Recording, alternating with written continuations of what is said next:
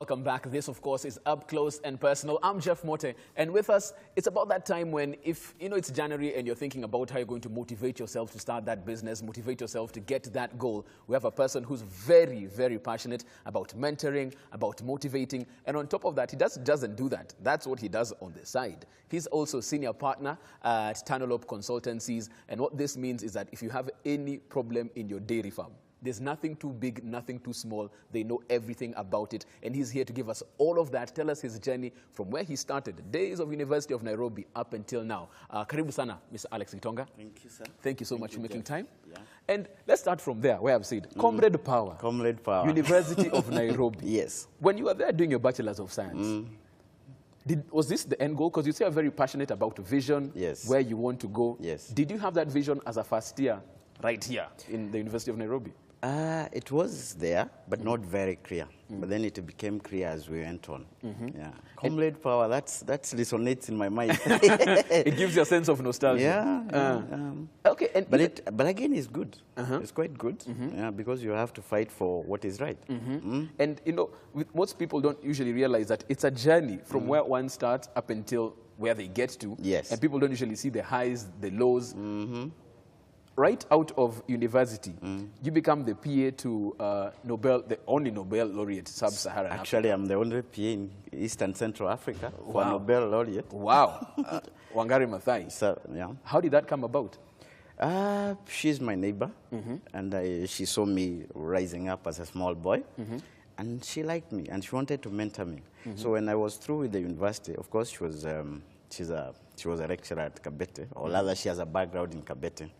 So she told me, Alex, come and be my peer. Okay. Yeah. And she mentored me for 5 consecutive years. Wow.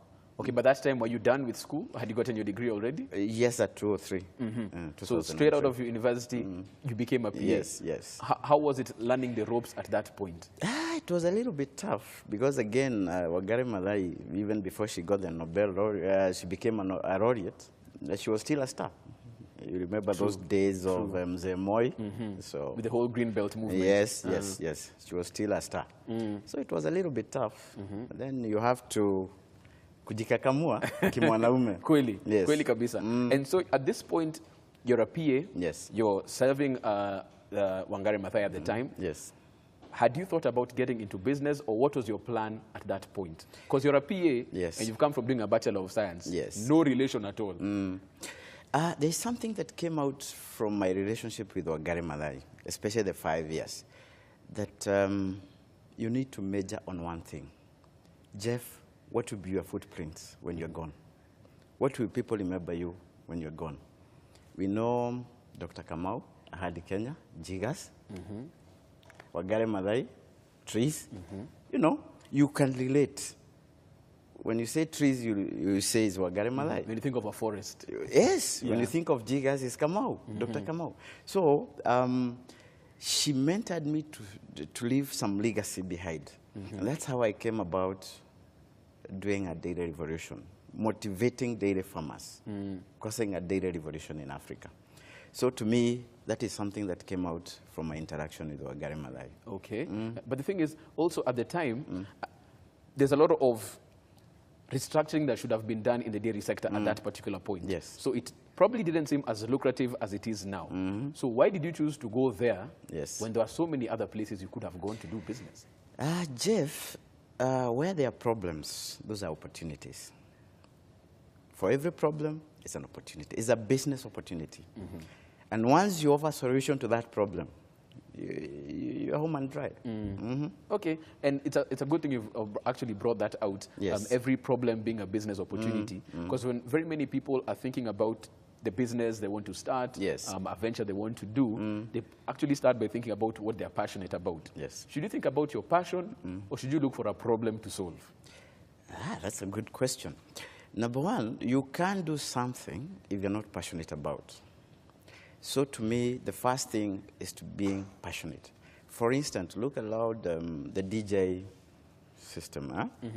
When it was starting, even your mom could tell you, DJ? Never. Never. Not my son. Hiyo ni wakora. Enda ufanye medicine. So But you are passionate about DJ, and those guys stayed on, even being Okodo or Chorus, they stayed on. Today, they are the stars. True. So, follow your passion. Okay. Don't look at the money, because money is short-term. Follow your passion. Money will follow you. But you know, very many people say that. And I'm seated at home, I'm watching Mr. Gitonga, and I'm like, yes, he's saying don't follow the money because he has the money. But when you're at that point where you need to pay rent, or probably you have some people who you need to fend for, a family, you're a breadwinner, you need to look at the money. Especially after spending the Christmas, and all the money is gone. Yes, and you're here in January, and you have 3 other months of January before you move to February. How do you move your mindset from not looking at the money to follow this passion and hope the money will follow once you've done what you're supposed to do? You know, Jeff, when you follow the money, even the clients will see this guy is following the money. But when you are passionate about what you do, you are providing solutions. You are telling people, you can do this different. Yeah? You can run this dairy farm or dairy enterprise different. You're adding value. In fact, when we train the marketing team, in fact, this week we trained one of the company's marketing team. What we told them, don't sell a product, sell a package, sell value, sell integrity, sell trust. Money will follow you. Sales will follow you. Okay. So if you follow money, you'll fail terribly, I can tell you for free. True, true. So you're the PA to Wangari Maathai at that moment. Your transition into the dairy sector, what did you decide to do? Where did you start? When I was the PA, and then she became the MP for Teto, Teto constituency in Nyeri, and I greet the people of Teto because I love them. Teto is a home of champions. Yeah, you know, that's where everybody comes from. So there was a problem with the dairy sector, and at some point I interacted with the former managing director of Kenya Dairy Board, Mashira Gishohi, and as we were trying to solve some issues for Teto Dairy Cooperative Society, I realized this is a big, major issue that needs to be addressed. It's bigger than just Teto. It's just bigger than Teto, yes. Okay. And when I got the statistics, I was like, we need to do something. And let me tell you, Jeff, every household in Kenya has, not in Kenya really, but the milk-producing areas, has a cow. So one cow, one household. So if you sort out the issues of dairy farming, or dairy enterprise for that matter, you are sorting out the issues of income, you know, wealth creation. We don't call it poverty reduction. We call it wealth creation. Absolutely. And that also says a lot about the mindset and what you're looking at. And were you passionate about dairy enterprise as a PA? Yes, as a PA, I got interested in the sense that now, once we sort out the issues of dairy, then we are able to bring the people of Teto up in terms of income, you know, per capita income per household. So I was very passionate. And because moving from being a PA in that political class and dealing with all these other people and then going into the dairy sector was a risk. Because you could have gone into dairy enterprise and probably doesn't work out as you thought. Yes. What made you feel that this is the one? I can take that risk. I won't even remain in the political class. Yes. I'll go and venture into this particular thing. Okay. You see, for 5 years, I earned a salary. But Jeff, let me ask you, no hard feelings. Tell me one person, very successful, being an employee. No hard feelings. Just tell me one list. Go to Forbes magazine. Tell me one employee who is listed. On the list. So the trick of the game, if you want to be very successful, start your own enterprise, start your own business, take risks, yeah? Because what we fear is taking risks. What we fear is failure. And by the way, definition of success is not complete without failure. The more you fail, the more you succeed. The more chances of succeeding. Okay. And I like how you say that, because when we talk to Mr. Gitonga, it seems like it's success after success after success. You go from the University of Nairobi, you're the PA to Nobel laureate, Sub-Saharan Africa. It's not, it's not a bed of losses. From there, you move on to the dairy enterprise. It's all success. What was one part where you look back and you're like, hey, that one, even me, I thought I was going to close shop. I thought I would just go back and get employment. Let me tell you something. If you look at the very successful entrepreneurs, even in Kenya here, some of them may not have excelled in academics. And that's an area that I'm very good. I got A's. But at some point, you find that you're not excelling. But that does not mean that you cannot make it in life. Look at the Bill Gates. He was at Harvard. Did he finish? Dropped out? Dropped out. Look at most of the guys who are succeeding in life. I'm not saying that they drop out. I also graduated, and I'm also doing masters at the University of Nairobi. But follow your passion. Even when things seems to be tough, even when you see that you don't have good grades in academics, please see what you can do for this society. See what the problems you can solve, offer solutions, and those are business opportunities. Okay, and like for you, what was one of the biggest problems you faced getting into business? Because you've been earning a salary for 5 years. Yes. You've traveled the world. Yes. You were in Oslo as she got her Nobel award. So I mean, everything was good. So what are some of the problems you faced once you became an entrepreneur? Okay, even before I became an entrepreneur, the hardest hurdle is to make that decision. To cross over. To cross over. That's the word. Here you're earning 200,000 or 100,000 for that matter.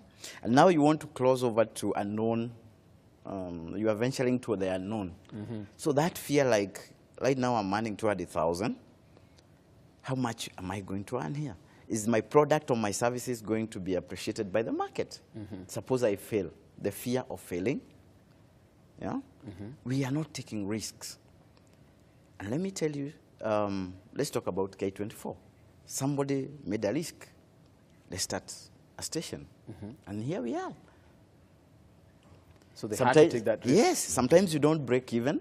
Sometimes you even dig into your pocket. But at some point, you break even, you start making profit, and then you proceed in that journey, and then you get listed to the stock exchange or security exchange. True. You see the journey. So entrepreneurial is a journey, not a destination. You never get there. You never get there. Even Bill Gates, ask him. He's still on the journey. Still on the journey. Yes. Okay. Chris Kruby, Still on the Vimal Shah, journey. my friend, he's still on the journey. Wow. And he started in Africa. Like Vimal is a very interesting story. You need to call him here. It's a very interesting story. He started in Nyeri, and now right now he's Bitco Africa. Yes. Wow. And still for you, after you decided, okay, fine, I'm going to cross over, go to the other side. I'm used to getting a salary every 30th of the month. Yes. Something is going to be there. But now I'll go and do this one where I'm not sure how it works, Yes. but I'll make it happen. Was there a family at the time? At the time, I was Are you not a married man or were you yes. single? Right now, I'm married. No, at that point where That time, I was not married. So it was a bit easier for you to take the risk. Yes, yes. And that's an issue where very many people talk about, and it becomes the story of, okay, fine, I'm employed. There's this business idea I want to do, Yes. but I have a wife. I have children. How can I risk and follow this?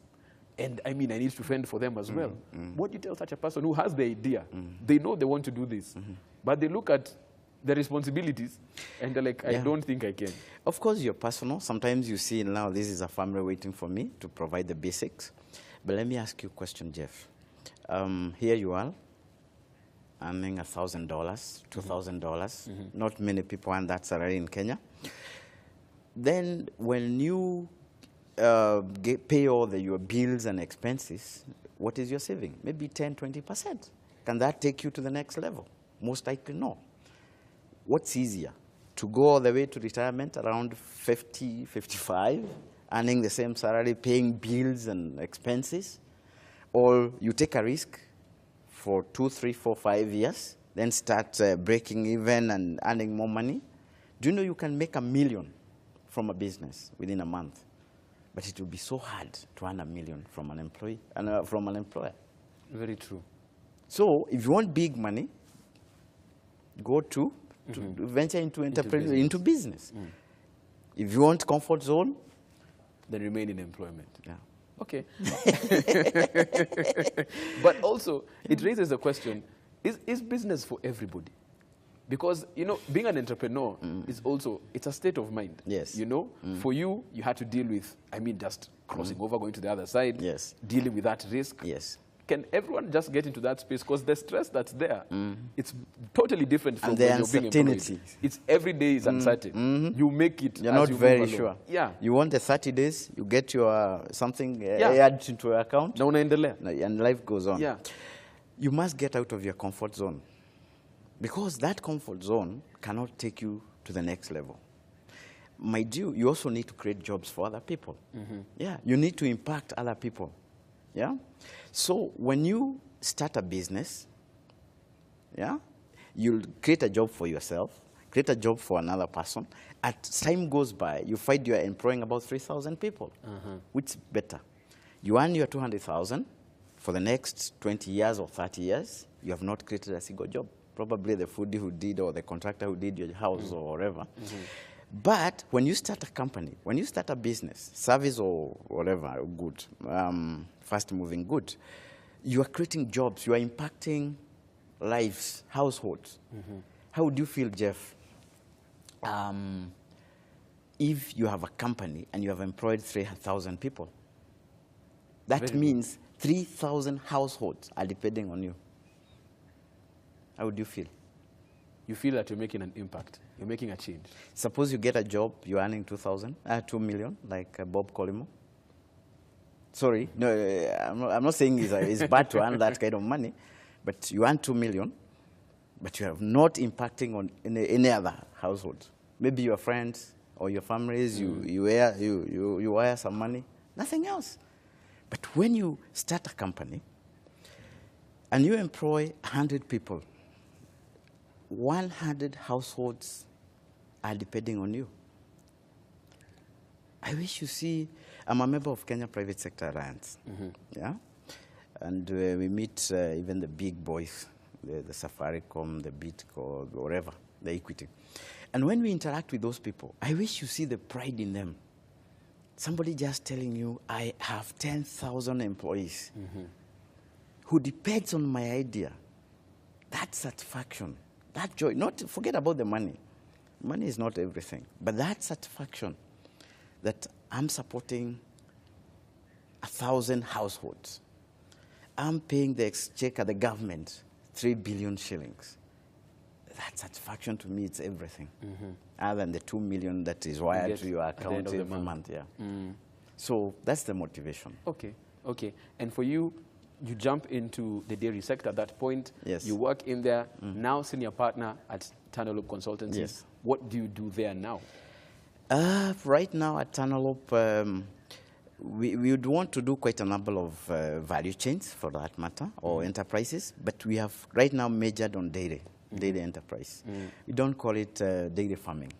Again, you need to spice it up. We call it dairy entrepreneurship.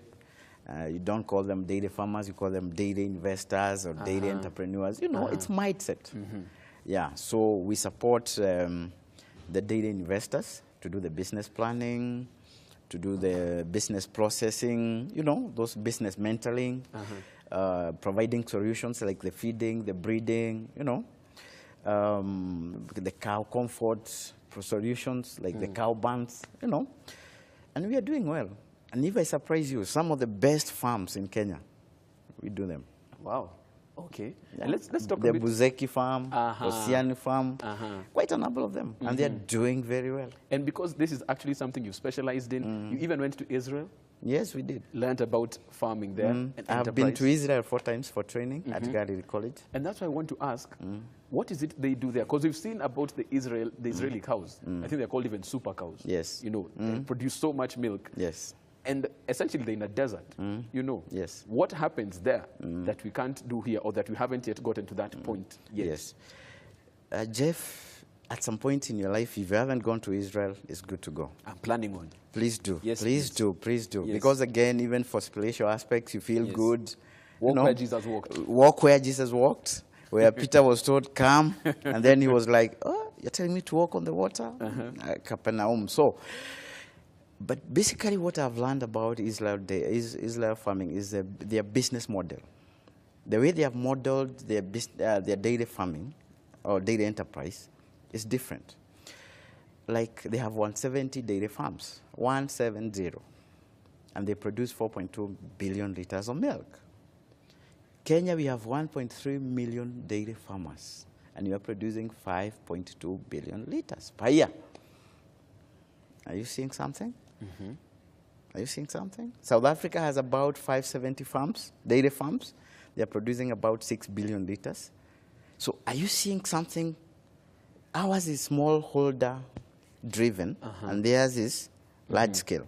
And when you do large scale, you are able now to do the economies of scale, to address the quality issues, yeah, and also the profitability, because again the profits goes up, yeah. But when you do the small scale, most of the farmers right now, they are not breaking even. They are complaining. The prices are falling down. You know, like now it was 47, now it's 32. You can't even plan. In Israel, they have a model where every farm, the 170 farms, you're given a quota. Like now, Jeff, let's say you're one of the farmers. You're told this year, for 2018, 12 months, you'll do 4 million liters. So that's your target? That's your target. And don't exceed. If you underperform, it's up to you. And they give you, they tell you, for this year, the input costs will not exceed this amount. Then they also tell you the prices of milk will be pegged at this point. Maybe, let's say, 0.5 of a dollar, or 0.4 of a dollar USD. So you're able to plan, and you're able to project, and know that this year, as Jeff, being a dairy farmer, I hope you'll get some interest in it. Actually, I'm interested. That's why I know about the super cows. Yeah, after this, let's talk. You are my client. So, you know, I'm also marketing. Yes. So, you're able to project your cash flows. Yeah? You're able to know the inputs will not exceed here, and the prices will be here. So you're able to say, for this year, as a dairy farmer, I'll make 6 million shillings or 4 million shillings. So you're able to pay, to look at your bills and clear them. Yeah. So it's easier even for a farmer to plan with that kind of strategy in place. And that's what we are trying to impress the government. They're doing the best they can. I've been involved in quite a number of those developing of dairy master plan. I was part of the team. I'm also being involved in drafting the livestock feedstuff policy, the agricultural policy. Yeah? You see, those are 2 policies. The veterinary policy, I was also involved. Wow. Okay. So that is something we are trying. But again, somebody may say the African culture may not allow us to bring cows together in a system called kibbutz. Kibbutz, yeah. Yeah. I know Nyeri County, they are doing that. They want to do that. In fact, they are calling it 2NK dairy model circle, something. 2NK circle dairy model. You know, they put the 2NK aspect. That means you bring your matatu, you bring your matatu, you bring your matatu, and then those matatus we manage. So bring your 2 cows. Bring your cow. 10 cows, 3 cows, 1 cow. Then the 100 cows or 200 cows or 500 cows, we manage them. And that cow is not yours.